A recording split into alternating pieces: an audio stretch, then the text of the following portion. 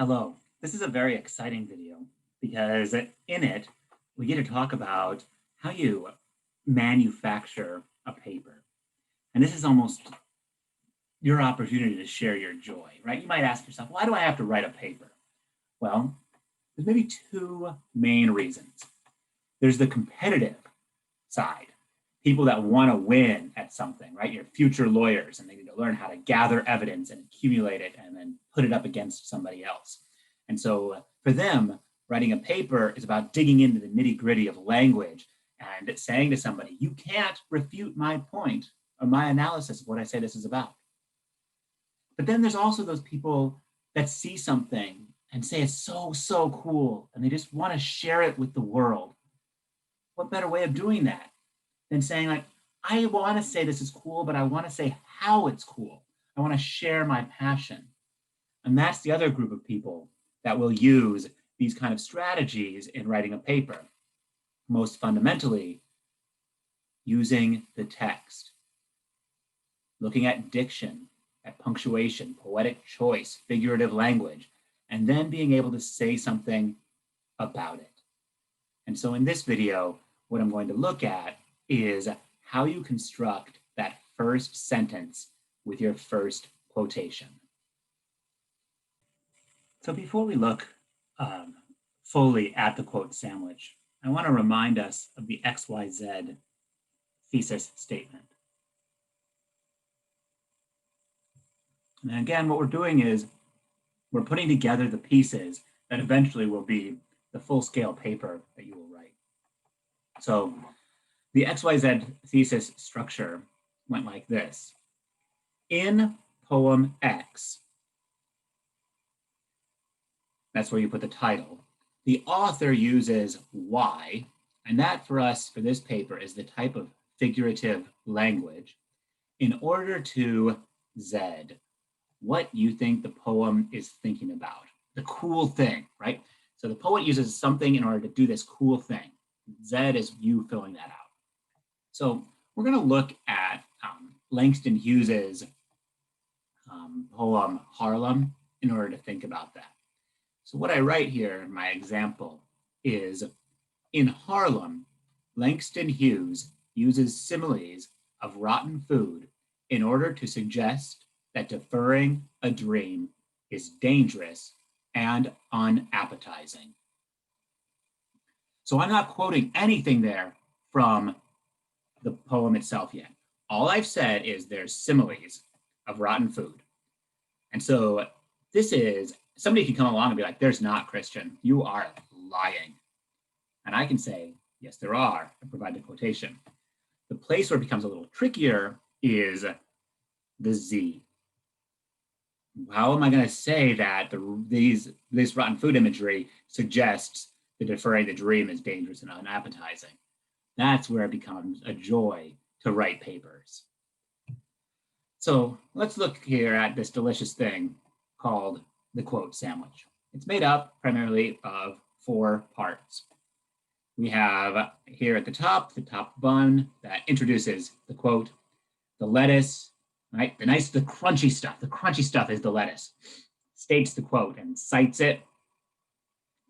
Oddly, lettuce is probably the thing that is the least filling of this, but it's also the most important because without it, I guess it's not going to be a sandwich. The meat or your meat substitute for vegetarians out there, and sometimes you just don't want a meat sandwich, that explains the relevance. And then the bottom, the thing that holds it all together, right? If you don't have your bottom layer of bread on your sandwich, it's all going to spill out. The bottom explains how the quote ties into the paper and that relevance and answers the so what question. So let's look at this a little bit. I give some examples. As a quick reminder, here in the upper left-hand corner, I have the poem again. What happens to a dream deferred? Does it dry up like a raisin in the sun or fester like a sore and then run? Does it stink like rotten meat or crust and sugar over like a syrupy sweet? Maybe it just sags like a heavy load. Or does it explode? So you'll remember that top layer of the bun is just introducing the quote. And so I would begin this paper the paragraph by saying Hughes's first food simile concerns a raisin sitting out in the sun, right? So I'm not citing anything, but I'm saying simply, hey, in my thesis, I said that there were food similes, and now I'm telling you which food simile I'm going to be looking at next as we enter the quote, which is what we do with the next part, the lettuce, the stating and citing the quote. Hughes writes, comma, introducing the quote, quotation, does it dry up like a raisin in the sun? And so things to point out here are the use of quotation marks, right? So I use a comma to introduce the quotation.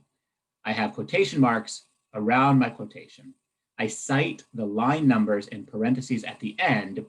And then because I'm using 2 lines in a poem, I include a forward slash to indicate that there is a line break,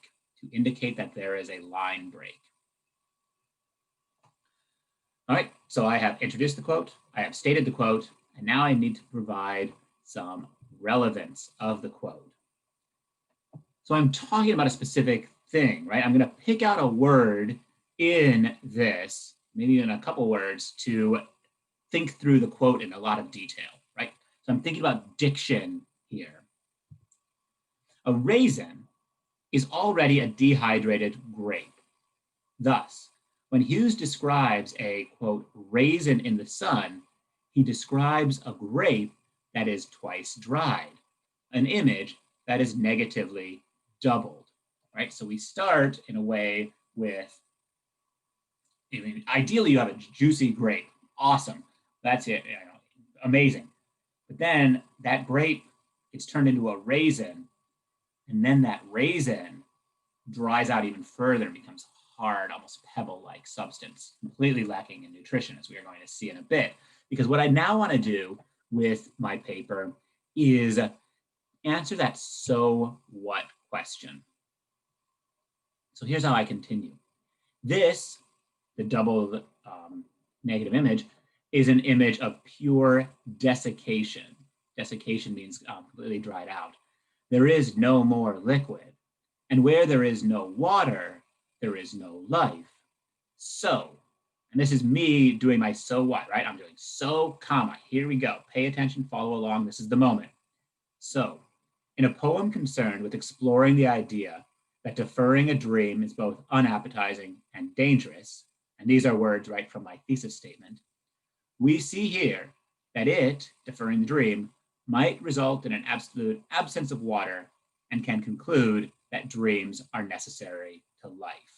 All right, the second bit right here, this end part, that's the stretch.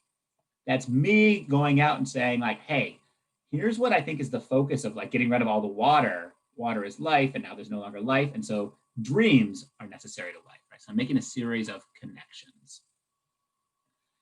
So as a whole, here's what it looks like. And the reason I've set it up in 2 paragraphs here is because ideally your thesis statement is going to also have the introduction in their first paragraph. But we're going to do intro stuff later on, since I'm of the opinion that your intro should be really rough drafty until you've written your paper, and then you have a better sense of what you've said, because people often write themselves into awareness, and then this process of editing that lets them really nail down their work is. So the thesis is, in Harlem, Langston Hughes uses similes of rotten food in order to suggest that deferring a dream is dangerous and unappetizing. Paragraph 1. Hughes' first food simile concerns a raisin sitting out in the sun. Hughes writes, does it dry up like a raisin in the sun? A raisin is already a dehydrated grape. Thus, when Hughes describes a raisin in the sun, he describes a grape that is twice dried, an image that is negatively doubled. This is an image of pure desiccation. There is no more liquid, and where there is no water, there is no life. So, in a poem concerned with exploring the idea that deferring a dream is both unappetizing and dangerous, we see here that it might result in an absolute absence of water and can conclude that dreams are necessary to life. So what am I going to do in my next paragraph? Well, I am going to look at another one of the foods, right? So in the same way, if you're writing a paper about synecdoche, say in Emily Dickinson, you know, those 2 great synecdoches of my eyes, like the eyes around had dried, had wrung them dry, and the breaths around, right? So you have those two synecdoches that you can look at. You can do this if you have a poem with alliteration. Like you just, each paragraph picks a different kind of point of alliteration and talks about it, what it's doing. Same with rhetorical questions. So that's all you're doing here is you're accumulating the evidence to say, tell somebody, oh man, when Hughes says raisin in the sun, there's a lot going on there. And that's your place as a creative individual or an argumentative individual to enter the conversation, make your voice heard, and share your intellect generously.